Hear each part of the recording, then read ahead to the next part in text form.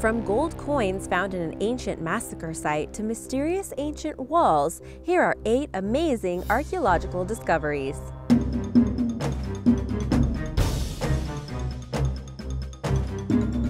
Number 8. Gold found in 1500-year-old tragedy.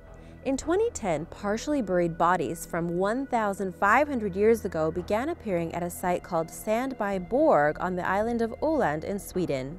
Since then, archaeologists have been trying to figure out what happened here and have made some surprising discoveries.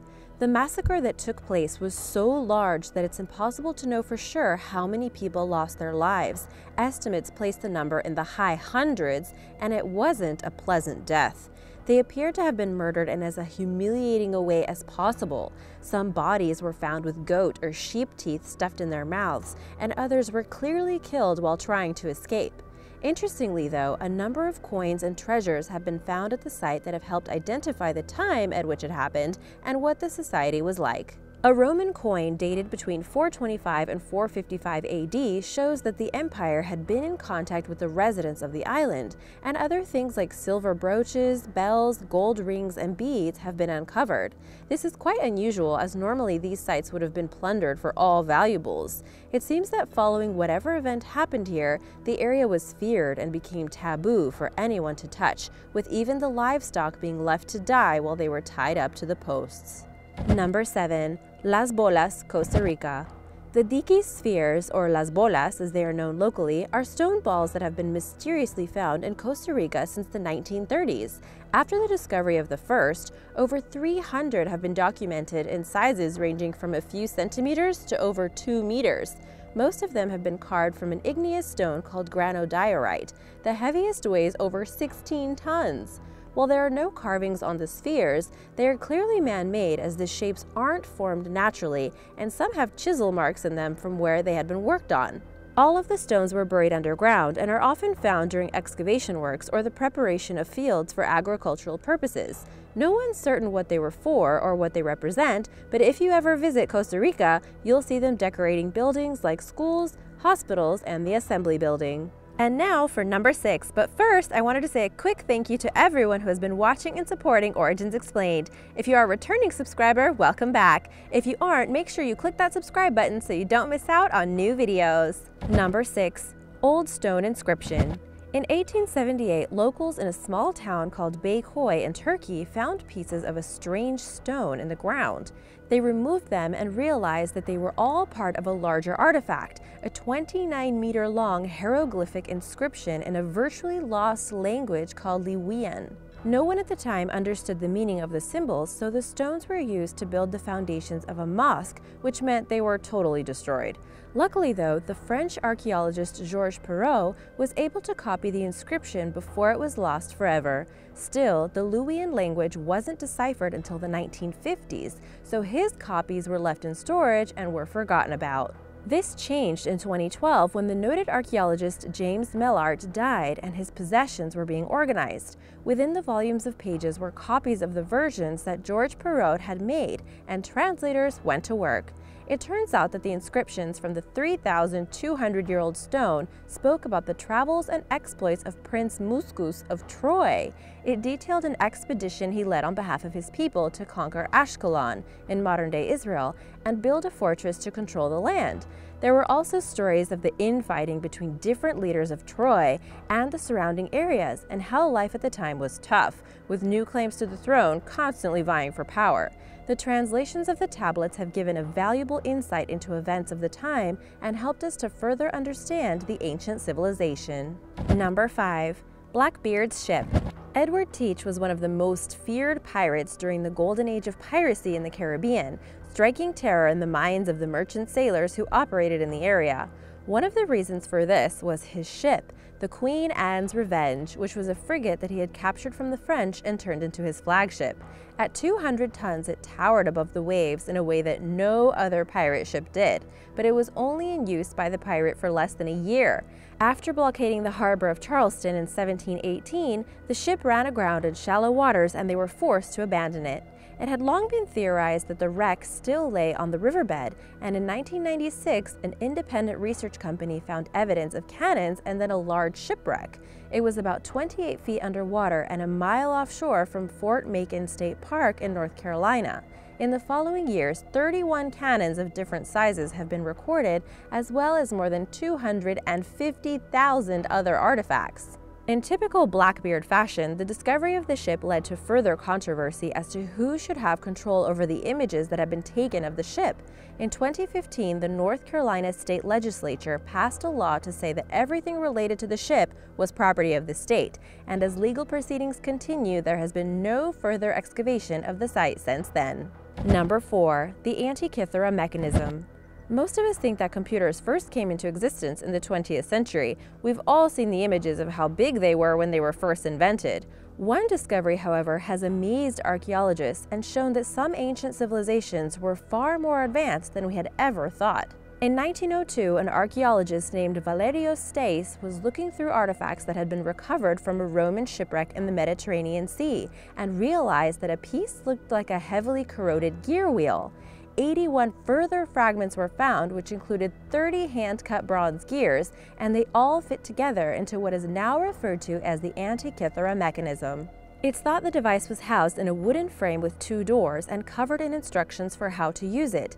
It's not entirely certain what it was used for, but most evidence suggests it was a method for the Greeks to calculate astronomical cycles to help with timing agricultural and religious festivals, as well as with navigation. The system of cogs and dials is so complex that nothing designed in the following 1,000 years came anywhere close to it in terms of design. While it's not a computer like we're familiar with, the Antikythera Mechanism is an incredible piece of engineering and shows that there's a lot that we still have to learn about the ancient Greeks. Number 3. Gobekli Tepe. Klaus Schmidt, a German archaeologist, was looking for a new site to explore in 1994 when he came across research from 1963 by some Chicago researchers who had found some unusual stone slabs in Turkey. The site, known as Gobekli Tepe, was in southeastern Turkey near the city of Urfa. Originally, the slabs that had already been recovered were thought to be gravestones, but Schmidt suspected that they were more important than that, so he set to work. The following year, he made one of the most important archaeological discoveries of all time. He found that the slabs were, in fact, the tops of massive T-shaped structures that were more than 11,000 years old. This meant they were built by people who hadn't even developed the use of metal tools or pottery, and who had still been able to construct such large megaliths more than 6,000 years before those at Stonehenge. The initial finds were shallow enough in the ground that they had been scratched by plows, but as they dug deeper, they found more and realized they were all arranged in circular designs and set within ditches that had been dug into the ground. Unusually for finds like this, they didn't recover any evidence of a settlement, like houses, trash pits, cooking sites, or fertility figurines that were common in settlements from this period. They did, however, find evidence of primitive tool use and tens of thousands of animal bones, signs that hunter-gatherers had been present here eating gazelles, boar, sheep, deer, and birds. The interesting thing about Gobekli Tepe is that it has led to historians reevaluating how ancient societies worked. It was assumed that it was only after complex societies and communities had developed that they were able to devote enough resources to building monolithic structures. Sites like these, however, seem to imply the opposite is true. For some reason, these people were compelled to build these large creations, and they needed to develop a sense of society to enable them to do so. Number 2. The Khatt Shebib.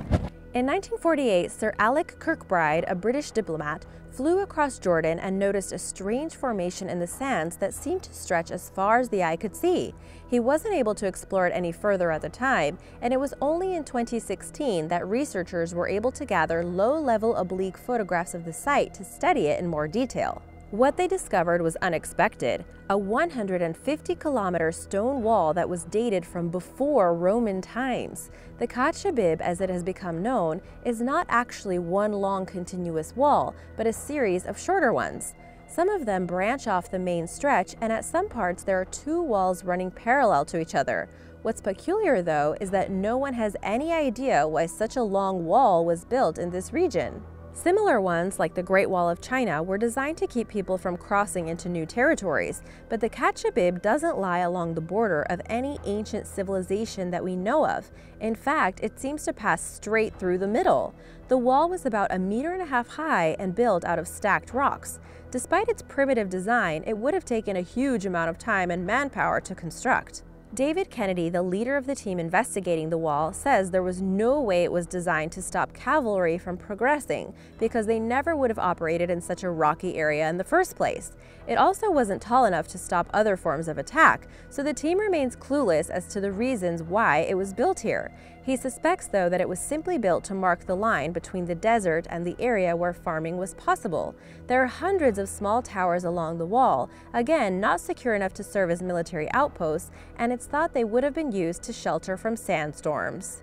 Whether it was an ineffective design for military purposes or simply a long wall around farmland, it's been a puzzle for more than half a century and is an impressive structure to have been built thousands of years ago. Number 1. The Sea of Galilee Cairn. The Sea of Galilee is a large freshwater lake in Israel. It's a large body of water that reaches depths of up to 141 feet and is probably best known from the Bible as the place where Jesus was said to have walked on water. The area has been inhabited by humans for thousands of years, and the lake's waters used to provide sustenance to those who live nearby, so it's hardly a surprise that there are ancient structures around it. The thing that surprised archaeologists, though, was the discovery of a cairn about 30 feet beneath the surface. Cairns are circular arrangements of rocks that were often built as signposts, burial markers, for defense, and countless other reasons, but this one in the Sea of Galilee was unusual. First of all, it is huge, with a diameter the same as the length of a Boeing 747. The second strange thing about it is that it was submerged underwater, which would seem like a bizarre place to build a location marker. Further study with sonar in 2003 showed the full extent of the structure. It is 230 feet wide at the base, 32 feet tall, and is estimated to weigh about 60,000 tons. That makes it twice the size of Stonehenge. Because it's so far underwater, the site is yet to be excavated and clues as to its purpose have remained scarce. The one conclusion that can be drawn is that since this structure would have likely been built on dry land, it would suggest the sea was much shallower before, with the cairn being submerged as the waters rose. If this was the case, it raises the question of what other important structures are still to be found in the depths of the sea. Thanks for watching! Remember to subscribe if you are new here and click the notification bell so you don't miss out on new videos. See you next time! Bye everyone!